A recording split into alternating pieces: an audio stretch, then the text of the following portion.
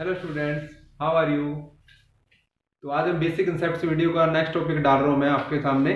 तो पहले भी मैंने डाला था, अभी बेसिक कंसेप्ट्स में डाल चुका हूँ, 3-4 वीडियो डाल चुका हूँ। तो उसके बाद मैंने पिछली बार डाला था एक्सपोनेंट का, तो काफ़ी व्यूज़ आए हैं उसके। और बेसिक कंसेप्ट्स में बच्चा काफ़ी वीक होता है, तो उसके लिए मैं थोड़ा कोशिश कर रहा हूँ कि बच्चों का बेसिक कंसेप्ट क्लियर हो। उससे अगर आपको पता है कि जैसे 10th में या +2 में जब होता है ना बच्चों को, तब रियलाइज होता है, ओ यार अगर मैं पहले से ही कर लेता तो बेटर रहता। तो कोई बात नहीं, अभी भी टाइम है आपके पास।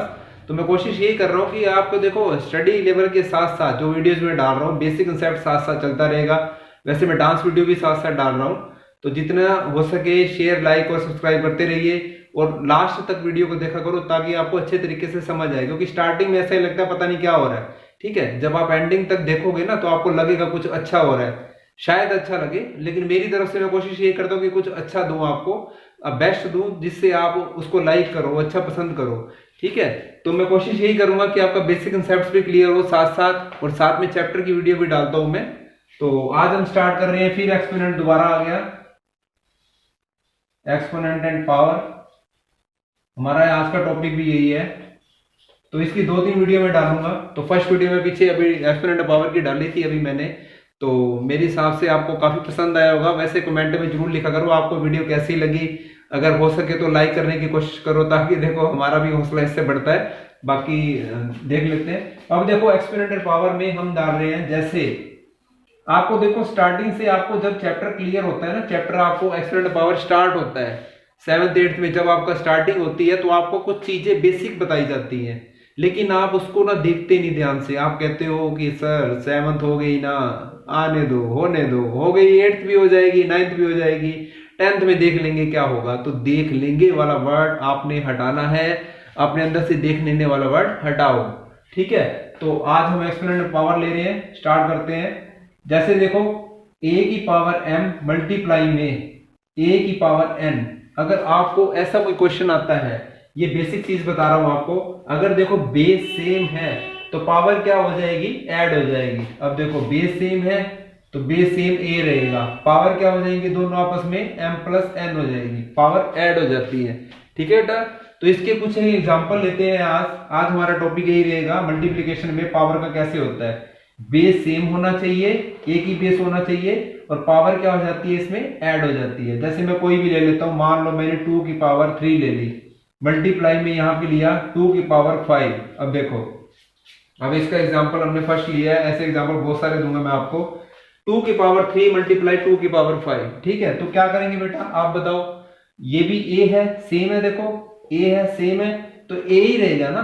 तो यहाँ पे देखो a है, a कौन है यहाँ पे, आपको अगर नहीं समझ आता तो स्टार्टिंग में आप ऐसी चीजें लिख लिया करो। आपका a यहाँ पे कौन है, 2 है ना। अब यहाँ पे 2a है, a 2 है, तो a क्या होगा, 2 ही तो होगा, ठीक है। अब ये देखो m है, m मतलब पहली पावर कितनी है, 3, तो ये क्या है, m है ना, देखो 3 प्लस, ये प्लस का साइन है। ये क्या चीज है, n इक्वल टू कितना है यहाँ पे 5, तो क्या हो गया आपके पास आंसर 5। अगर नहीं समझ में आता फर्स्ट टाइम सिर्फ आपने करना है, नेक्स्ट टाइम में आपको इजी लगने लग जाएगा आपके। क्योंकि देखो प्रैक्टिस मेक्स मैन परफेक्ट वाली ये चीज चलती ही रहेगी। तो इसमें आपने क्या करना है, जितनी प्रैक्टिस करोगे आपको उतना अच्छे से और आएगा, ठीक है बेटा। तो आपने पहले स्टार्टिंग में आपने क्या करना है, अगर आपको ऐसे समझ नहीं आता तो फर्स्ट टाइम आपने ये पहले तो ये फॉर्मूला लर्न कर लेना, ठीक है। ये फॉर्मूला चलेगा आपका, बार बार चलेगा। किस चीज में चलेगा, जैसे ये वाला मैंने एग्जांपल दिया, अभी और एग्जांपल भी दूंगा इसके बाद। अब ये देखो जैसे ये a है तो हमारा a क्या हो गया 2, m कितना है यहाँ पे, m कितना हो गया 3। अब उसके बाद n कौन है, n इक्वल टू कितना है हमारे पास 5। अब देखो, अब मैंने क्या करना है, मेरे पास क्या है a कौन है 2, मैंने 2 लिख दिया। m कितना है 3 है, मैंने 3 लिख दिया। n कितना है 5 है, 5 लिख दिया। अब खुद सोचो, पावर ऐड हो जाएंगी तो मतलब क्या हो गया दोनों, 2 की पावर 8। तो ये हमारा क्या आ गया, आंसर आ गया, ठीक है बेटा, क्लियर है। तो अब हम नेक्स्ट पार्ट करते हैं इसका। देखो फर्स्ट एग्जांपल है इसका, सेकंड एग्जांपल मैंने ले लिया 5 की पावर 5 मल्टीप्लाई 5 की पावर 6। अब आप बताओ क्या होगा, ये क्या चीज है, a है, तो a आ गया यहाँ पे कितना 5, m कितना है 5, बेस सेम है, पावर क्या हो जाएगी ऐड। आपने इस तरीके से लेना है कि अगर बेस सेम हो तो पावर ऐड हो जाती है, आपने ऐसे लर्न करना है। ठीक है। और बेसिकली चीज क्या लेनी है आपने, जैसे हम एग्जांपल, क्या ये सिचुएशन है, इस टाइम प्रॉपर्टीज है कि a की पावर m मल्टीप्लाई a की पावर n होगा तो क्या हो जाएगा a की पावर m प्लस n। ठीक है बेटा, क्लियर है ना आपको। तो ये चीज आपने ऐसे क्लियर करनी है। थर्ड एग्जांपल, मान लो मैंने और सम ले लिया 10 की पावर 3 इंटू में 10 की पावर 5। अब देखो बेस सेम है तो पावर क्या हो जाएगी, ऐड हो जाएगी। तो क्या आंसर आ गया, 10 की पावर 5 और 3 कितना हो जाएगा 8। और यही वाली चीज बेस सेम पावर ऐड वाली चीज आपकी 3 के अंदर भी लाई होती है। जैसे मान लो मैंने एग्जांपल दे दिया 2 की पावर 5, 2 की पावर 6, 2 की पावर 3। अब ये देखो, अब बेस सेम है ना तो पावर क्या हो जाएगी, सारी ऐड हो जाएगी। तो क्या लिखेंगे, 5 प्लस 6 प्लस 3। तो आंसर कितना आ जाएगा, 5 और 6 कितना होता है 11, 11 और 3 कितना हो गया 14। तो हमारा आंसर 14 आ गया। ठीक है बेटा, क्लियर है ना। अब देखो और एग्जांपल लेते हैं हम इसका। ये 4 एग्जांपल हो गए, नोट डाउन करते रहो साथ साथ, क्योंकि आप खुद भी करके देखना इसको। ठीक है, नोट डाउन करते रहना। अब नेक्स्ट एग्जांपल लेते हैं हम इसका।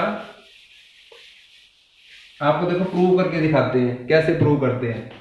उसके बाद एक और चीज बताऊंगा आपको मैं। जैसे मैंने 2 की पावर 1 ले ली, सॉरी 2 ले लेता हूं मैं यहाँ पे, 2 की पावर 2 ले लेता हूं। ठीक है, 2 की पावर मैंने 3 ले ली, 2 की पावर मैंने ले ली है यहाँ पे 2। अब देखो बेस सेम है तो पावर क्या हो जाएगी, 2 प्लस 3 प्लस 2। 2 की पावर कितनी होगी, 2 और 3 5, 5 और 2 कितना हो गया 7। अब मैंने इसको सोल्व करना है। ठीक है, सोल्व का मतलब होता है कि सोल्व द इक्वेशन। अगर तो आता है कि एक्सपोनेंट में पावर में दो सम को, तो आपका ये आंसर क्लियर है। क्वेश्चन को देखा करो कि आपने क्या क्वेश्चन क्या पूछ रहा है, सिंप्लीफाई पूछ रहा है या सिंप्लीफाई इन एक्सपोनेंट फॉर्म। ये लिखा हुआ क्वेश्चन में आएगा, सिंप्लीफाई इन एक्सपोनेंट फॉर्म। एक्सपोनेंट फॉर्म का मतलब क्या हो गया कि आपने बेसिकली क्या चीज बतानी है, पावर में आंसर देना बेटा। तो ये पावर में आपका आंसर आ गया। ठीक है बेटा, अब देखो अब इसका क्या करेंगे। अगर वो कहता है सिंप्लीफाई करो तो आपने 2 को 7 टाइम्स मल्टीप्लाई करनी है, 2 को 7 टाइम्स। ये भी मैं अभी चीज आपको बताता हूं कि इसका मतलब क्या होता है। 2 को 7 टाइम्स करेंगे, 1 2 3 4 5 6 7। ठीक है, अब देखो 2 2 जा 4, 4 2 जा 8, 8 2 जा 16, 16 2 जा 32, 32 2 जा कितना होता है 64, 64 2 जा कितना हो गया 128। तो इसका आंसर क्या आ गया बेटा 128 आंसर आ गया इसका। अब इसको टैली करके देखते हैं। 2 2 जा कितना होता है 4, 2 को 3 बार करेंगे, 2 2 जा 4 2 जा 8, 2 2 जा कितना होता है 4 होता है। अब टैली करो इसको, 4 4 जा 16, 16 8 जा कितना होता है 16 8 जा, देखो 4 4 जा 16, 16 8 जा होता है 128। ठीक है बेटा, 16 8 जा 128 होता है। अगर आपको कैलकुलेशन नहीं आती, आपको सबसे पहले टेबल्स लर्न होनी चाहिए, बहुत मस्ट है बेटा, बहुत जरूरी है। लेकिन बाय चांस अगर एग्जाम में आपको टेबल लर्न नहीं होती, उस टाइम नहीं आती माइंड में, तो आपको कोई नहीं देखता, वहां पे चेक नहीं करता कोई भी। आपने क्या करना है, एक लाइन जैसे आपने यहाँ डाली होती है रफ पेज के लिए, साथ में ही किया करो। जैसे एग्जाम में कुछ तरीके बताता रहता हूँ, आप मेरी वीडियो जरूर देखा करो।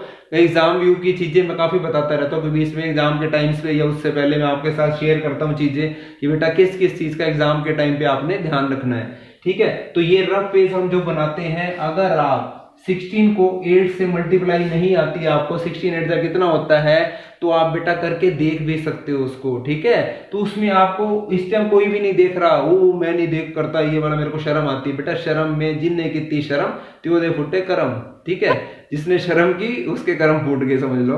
तो शर्म नहीं करनी है, शर्म इन कामों में नहीं करनी है, गलत कामों में नहीं, इन कामों में शर्म आपने नहीं करनी है। तो शर्म क्या होता है, अब ये देखो इसके अंदर अगर आप मल्टीप्लाई करके देखते हो, आपको नहीं पता 4 4 जा 16 या 4 8 जा 32, 4 जा वो तो देखो बड़ी कैलकुलेशन होगी तो नहीं पता, तो कैलकुलेशन करके आप देख सकते हो। तो ये तो आपको इजी तरीके से आता ही है। 8 6 जा 48 कैरी। देखो कई, पता मैं क्यों ये चीजें बताने की कोशिश करता हूँ, कई बच्चों को अच्छा नहीं लगता मेरे को बताते हुए, बेचारों को कैलकुलेशन करना भी नहीं आता, मल्टीप्लिकेशन छोटी छोटी नहीं कर पाते। उसका रीजन, काफी रीजन होते हैं उसके। मस्ट पहला रीजन इसका यही होता है कि क्लास में बच्चा ध्यान नहीं देता प्रॉपर, पीछे शरारतों में लगा रहता है। चलो कोई नहीं, वो बच्चा है बेचारा, शरारत कर रहा है, कोई बात नहीं। दूसरा, टीचर की नजर होनी चाहिए बच्चों के ऊपर। 99% टीचर पूरी केयर करता है, लेकिन 1% जैसे हो जाता है, इधर उधर ध्यान नहीं जाता बच्चे की साइड में, क्योंकि प्रॉपर क्लास बहुत बड़ी होती है, थोड़ा दिक्कत आ जाती है कई बार प्रॉब्लम, लेकिन करना चाहिए। तो वो बच्चा उस चीज में रह जाता है सिर्फ शरारतों में, उसको यही नहीं पता कि सामने क्या चीज बताई जा रही है। रियलाइज कब होता है बेटा? जब आपके बोर्ड के एग्जाम आते हैं। क्यों? क्योंकि स्कूल में तो बेटा चीटिंग थोड़ी बहुत ही चल जाती है, ठीक है, लेकिन बोर्ड में बड़ी दिक्कत आती है। आप कहोगे सर बोर्ड में भी चीटिंग मार लेते हैं, तो वो तो सर आपको ही पता कि कैसे करते हो, कैसे करोगे, वो आपको पता, लेकिन ज्यादा डिपेंड अपनी नॉलेज पर हो। नॉलेज कोई अगर आपसे पूछ लेता है, बेटा आपने 10th क्लास में ये चीज करी थी, 6th क्लास में करी थी, अब आप बड़े हो चुके, आप बताओ ये कैसे किया? मेरे को नहीं पता। रीजन? क्योंकि चीटिंग बेस पे मार्क्स लिए हुए हैं, हमें कुछ नहीं पता। मार्क्स आपके इतने अच्छे आए हुए हैं 99%, बेसिकली नॉलेज पूछी जाए तो कुछ भी नहीं पता। आपका अगर कोई पूछ लेता है, कजन पूछ लेता है, वो पूछता है आपसे कि ऐसे ऐसे मेरे को एक सम बता दे, तो आप क्या कहोगे? ओ मैंने तो पढ़ा ही नहीं था, मैंने ध्यान नहीं दिया था तब के टाइम पे, ओ तू अपने कर ले, अपने कर ले। तो बेटा क्या कहेगा आपको? क्या कहेगा? ओ देखो अंकल को ये भी नहीं आता। तो कितनी शर्म की बात है। उस टाइम हम महसूस करेंगे यार काश मैं अच्छे ढंग से इसको पढ़ लेता, ठीक है। तो अब टाइम है आपके पास, ये चीजों का ध्यान रखिए। 8 6 48, 4 यहाँ पे जाएगा कैरी, 8 1 8, 8 और 4 कितना होता है? 12 होता है। तो 128 आपका आंसर आ गया, ठीक है। ये देखो टैली हो रहा है। अगर हम इसको सोल्व करते हैं, कई बार क्या किया जाता है स्कूल में, टीचर सिर्फ इस बेस पे आपको ये कहते हैं कि बेटा सोल्व करके आंसर निकाल लो, वो आपका बेटर रहेगा। अगर सिंप्लीफाई होता है तो एक्सपोनेंट में नहीं कर सकते ये वाला। 128 निकालने के दो फॉर्मूले हैं। कैसे? एक तो इस तरीके से निकालो, मेरे हिसाब से मैं तो बच्चों को यही कहता हूँ बेटा कि अगर एक्सपेरिमेंट कर रहे हो तो इस तरीके से करो कि आपको इजी लगे और जल्दी हो जाए, क्योंकि ये आपका आगे वाला बेस है, आगे बेस यही काम करेगा। ये बेस छोटा सा होता है, इसमें क्या होता है कि अगर बच्चा बिल्कुल ही नहीं कर पाता तो हम उसको कह सकते हैं कि 2 2 4 करके देख लो। यहाँ पे 2 को 3 बार मल्टीप्लाई करेगा तो ये आएगा, 2 को 2 बार करेगा ये, तीनों की मल्टीप्लाई करते हैं 128 आंसर। लेकिन अगर आप ये चीज समझते हो, बेसिक वीडियो में डालता रहूंगा, कोई बात नहीं, आपको दिक्कत नहीं आएगी। बस सब्सक्राइब कर देना, नेक्स्ट वीडियो का आपको बस नोटिफिकेशन आता रहेगा, ठीक है। इससे ये बेटर होता है बस। तो ये चीजें आपको समझ में आनी चाहिए। मेरे हिसाब से आपको अच्छे से समझ आ गया होगा कि देखो इससे भी 128 आ रहा है, लेकिन इससे भी आ रहा है। अब आप कहोगे सर मेरे को तो ये इजी लगता है, तो ये बेटा आपको ये समझना पड़ेगा। और ये कुछ मुश्किल नहीं है, कुछ भी मुश्किल नहीं है। ये देखो बेस सेम है तो पावर क्या हो जाएंगी? ऐड ही तो करनी है। 2 और 3 5 सबको पता है, 5 और 2 7 होता है, मैंने पीछे ऐड ही तो करा है। और 2 को 7 टाइम्स मल्टीप्लाई कर देना, ये मैं खोल के अभी दिखाऊंगा आपको। तो 128 आपके पास आंसर आ गया, ठीक है बेटा। तो ये देखो 128 आपका टैली हो गया। अब ये चीज आपने पूरी ध्यान रखनी है। अब इसमें एक छोटी सी चीज और बताना चाहूंगा कि आपको ये चीजें पता होनी चाहिए। कैसे? क्या चीज पता होनी चाहिए मैं बताना चाह रहा हूं। ये आपको बेस होते हैं छोटे छोटे जो हमें लेने पड़ते हैं। ये छोटी छोटी चीजें हमें ध्यान रखनी है। 6 में स्टार्ट हो जाती है, 6 में स्टार्ट हो जाती है ये वाली चीज, छोटी सी चीज। जैसे देखो आपको बताया जाएगा 6 7 में कि आपको ये बताया जाएगा 2 की पावर 5 है, तो बेटा क्या करो, 2 को आप 5 टाइम्स लिख लो, ठीक है। अब देखो 1 2 3 4 एंड 5। अब क्या करना होता है, हमने ये तो हो गया, इसको सिंप्लीफाई कर लिया हमने। पूरा सोल्व कैसे करते हैं सम को? 2 2 जा 4, 4 2 जा 8, 8 2 जा 16, 16 2 जा 32। तो ये आपका आंसर आ गया। इसको जब इस फॉर्म में लाते हैं तो ये होता है, अगर मैं इस क्वेश्चन को चेंज कर देता हूं, मैंने बोला इसको एक्सपोनेंट फॉर्म में लेके आओ, तो एक्सपोनेंट फॉर्म में लाने के लिए मेरे को क्या करना पड़ेगा, इसका एलसीएम निकालेंगे। डिजिटलिटी रूल का भी मैं वीडियो डालूंगा, है उसमें भी आपको दिक्कत आती है काफी, 2 की टेबल में जाएगा। अभी मैं सीधा ही कर रहा हूँ। 2 8 जा 16, 2 4 जा 8, 2 2 जा 4, 2 1 जा 2, 1 2 3 4 5। तो कितने 2 आ गए? 5। तो ये मेरा आंसर आ जाएगा, ठीक है। तो पावर क्या बन जाएगी इसकी? उल्टा सम हो गया ये वाला, इसलिए 32 को मैं लिखूंगा, पहले तो ये लिखूंगा 5 टाइम्स लिख दूंगा इसको, ठीक है। फिर इसके बाद मैं क्या करूंगा, 1 2 3 4 5, तो 2 की पावर 5, 2 की पावर कितनी आ जाएगी? 5 आ जाएगी। तो ये आपका आंसर आ गया, एक्सपोनेंट फॉर्म में आपका आंसर आ गया। एक्सपोनेंट फॉर्म बोलते हैं इसको। एक्सपोनेंट मतलब होता है पावर की फॉर्म में, पावर नोटेशन में, ठीक है। तो 2 की पावर 5 आपके पास आंसर आ गया। तो आज का हमारा टॉपिक था बेस सेम होता है तो पावर ऐड हो जाती है। तो आपको मेरी वीडियो कैसे लगी? लाइक शेयर और सब्सक्राइब करना ना भूलें, ताकि आपको हर वीडियो का नेक्स्ट नोटिफिकेशन आपको मिलता रहे। तो कमेंट में जरूर लिखा करो आपको वीडियो कैसी लगी और आगे आप कौन सी वीडियो चाहते हो। ठीक है, ओके, ऑल द बेस्ट।